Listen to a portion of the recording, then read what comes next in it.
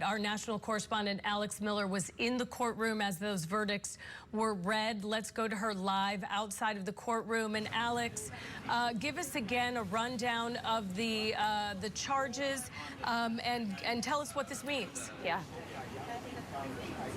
I mean, it was really just an incredible moment to witness. This happened so quickly. At 10:15 in the morning, they were going through exactly how all of this was going to go down without the jury in the room. Sean Combs was seated the entire time. He wore a full white outfit again, really bowed with his head bowed during this entire process. His attorney standing up. Obviously, he stood up when the jury came into the room. His children, all of them, were sitting behind him. And when they read the charges, it only took 2 minutes between what I just told you and all 5 of these charges to be read aloud. He is not guilty on all charges except for transportation to engage in prostitution, both with Cassie, with Jane, and with these escorts. That's counts 3 relating to Cassie Ventura and count 5 relating to Jane. Jane is his most recent girlfriend. That is not her real name, but she testified to similar experiences as Cassie Ventura. This means he is not guilty on the most serious charge, that racketeering charge, count 1. He's also not guilty on counts 2 and 4. Those were relating to sex trafficking of Cassie Ventura and of Jane. Those 3 charges that he was found not guilty on, those are the ones that carried the highest sentence possible.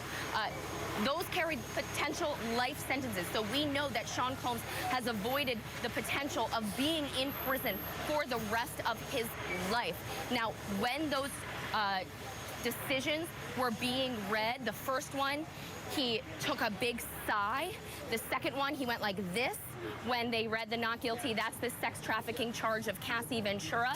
And then once the guilty charge was read, then the next not guilty charge of the sex trafficking of Jane. His attorney, one of his attorneys, put his hand on Sean Combs's leg to kind of shake it a little bit in excitement for what they were witnessing. And there were outcries. I was in the overflow room. There were a lot of Sean Combs supporters there, to the point where the journalists in the room had to shush people a little bit because it was so loud. There was cheering, despite the fact that the court officers were asking people to be quiet. There was just a level of excitement here.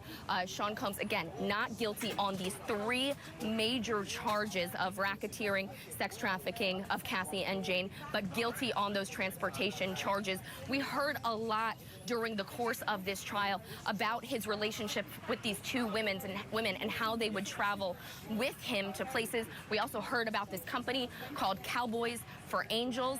That company, which is still active today, I looked at their website this morning, I looked at their Instagram page this morning. That is how they would get some of these escorts, but they also brought escorts, according to this testimony, and they found him guilty of it, across state lines. And so that is where we are going to see the sentencing for Sean Combs. His family looking incredibly relieved. One of his daughters was blotting her eyes before the verdict was read. They were all, once again, in all black, huddled together, really anxiously awaiting this verdict. Now they know that their father will likely go to prison. There is a potential that he could just get probation, but if he does, it's going to be for a much shorter time than was potentially forecasted should he have been found guilty on any of the other 3 charges. And Alex, what do we know now is next for Diddy? Does he get to leave the courtroom before sentencing? Do we know when sentencing might be?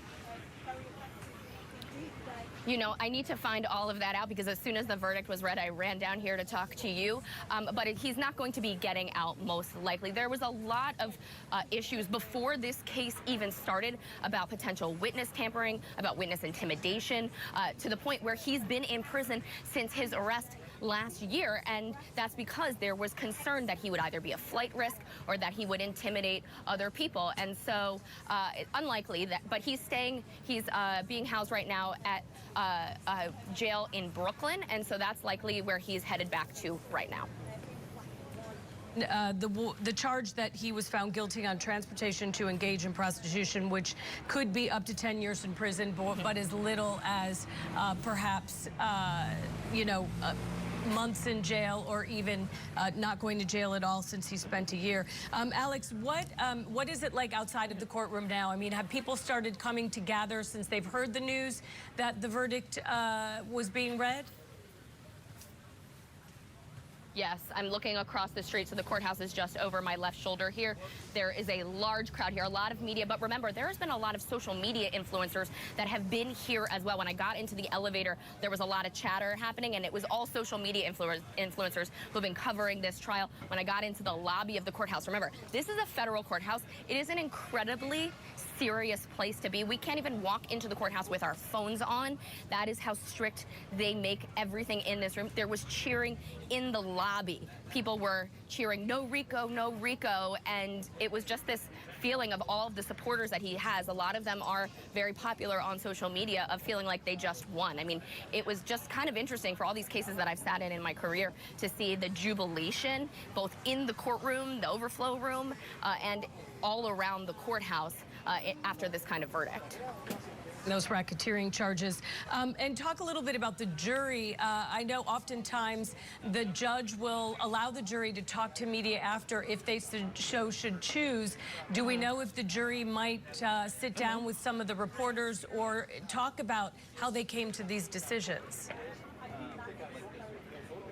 You know, we don't know yet. The jury was not even sequestered during these deliberations. They're not sequestered during the trial. And so they were able to come and go as they pleased. They were brought in, and their safety was definitely considered during the course of this trial. But they likely will be able to talk. I mean, the judge was very open with them about their ability to even contact him, giving them his personal phone number the other day as a thank you for their service. And so likely they will talk. It'll be interesting to see who chooses to, and if people choose to, just because of the concern, the safety concern there. I think that this, in comparison to other cases, there was a lot more chatter about the aura almost of Sean Combs himself, what he might do, what other people might do. And so I will be interested to see whether jurors actually end up feeling comfortable coming forward. But again, this is at least in part a win for Sean Combs, so maybe they might feel a little bit more comfortable in doing so than if they had found guilty on all counts or found guilty on any of the counts that they decided to say that he was not guilty on. And you had mentioned that Diddy had a family in the courtroom. Was Cassie Ventura, I know she just had a new baby, but was there anybody on the prosecution side there in the courtroom when that verdict was being read, or just mostly supporters of Diddy? I believe it was mostly supporters of Sean Combs, but difficult to see. The view that we have is the side of the defense. And so we could see his mom was in the courtroom sitting next to his children. I tried to count. I believe all of his children were in the courtroom there. So I think it was majority support for him here today. But I think we'll have to kind of poke around and find out who's here. Okay, great. Scripps News national correspondent Alex Miller live for us from New York with the verdict in the Sean Combs trial. 2 counts guilty, 3 counts not guilty, including some of the most serious charges. Thank you for keeping us updated. We will check back in with you.